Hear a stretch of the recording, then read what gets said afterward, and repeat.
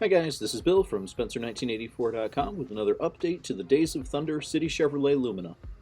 So as promised in the previous video, I got myself a new body, got it cleaned up, painted yellow, and I've got it marked off for the fades.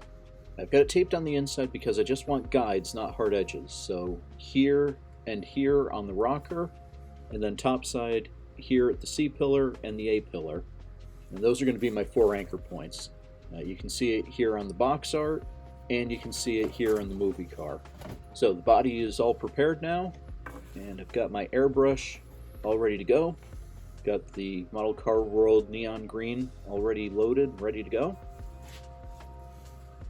So just going to give it a little test shot here, make sure that's coming out. Looks good. And onto the body.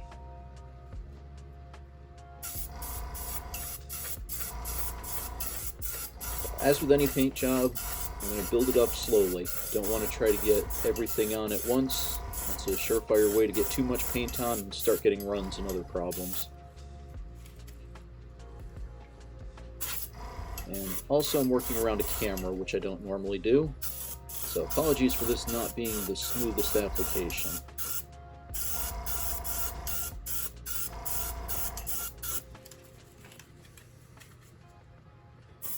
From everything that I've seen, the fade lines are supposed to run at the same angle as the rear line of the side windows. So what I'm trying to do is hold the body so that that line is a perfect horizontal. And that way I can just move my hand back and forth to get the right angle. Something like that. Also, I'm working next to rather than in my paint booth right now. Yes, I wanted a backdrop where you could actually see what I was working on, and I didn't want the fan noise to be right in the camera's face.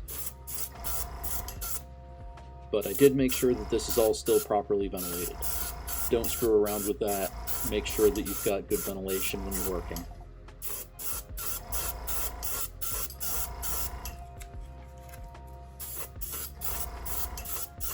And again, just trying to build this up slowly, not get any dark spots, not get any light spots.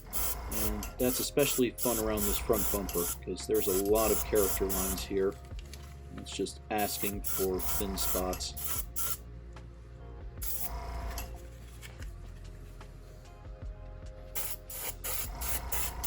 Want to make sure that I get the inside of the body here as well, because this paint isn't one that I can really go back and do touch-ups with.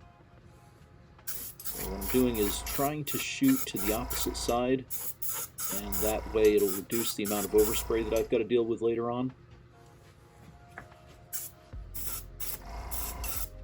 There will be a little bit just because the way that I'm doing it here, but I can get that polished off and cleaned up afterwards.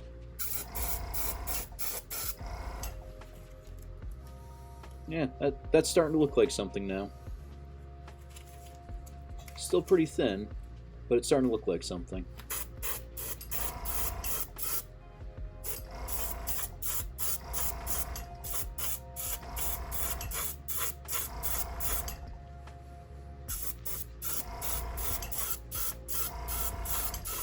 Now these paints dry pretty quick, so I don't have to give it too long, but I'm going to give this a couple of minutes now, and then I'm going to move on to doing the back half of the car.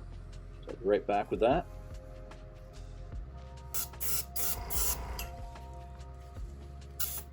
Doing the back half the same way that I did the front.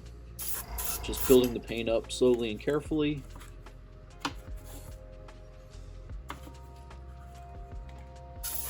And keeping that same angle.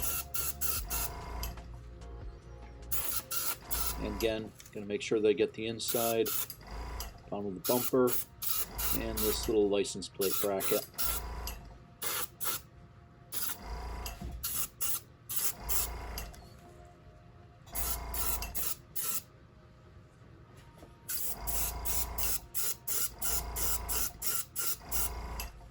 I will say, although this is a nice airbrush, doing the pattern does take a lot longer than my usual rattle can spray bombs.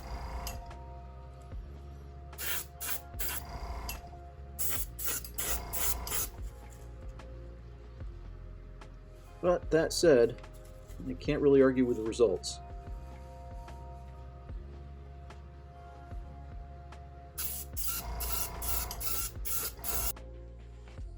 Alright, so about 10 minutes of painting, another 5 minutes of cleaning the airbrush, but I think this is it.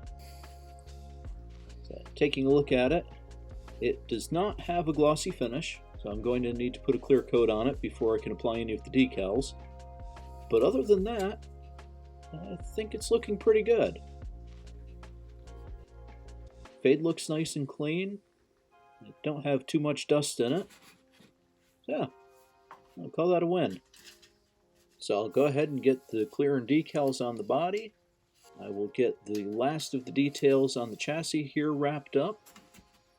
And yeah, just a matter of finishing off those final details. So I will have another update, hopefully the final update on this next week. You can check back then, and thanks for watching.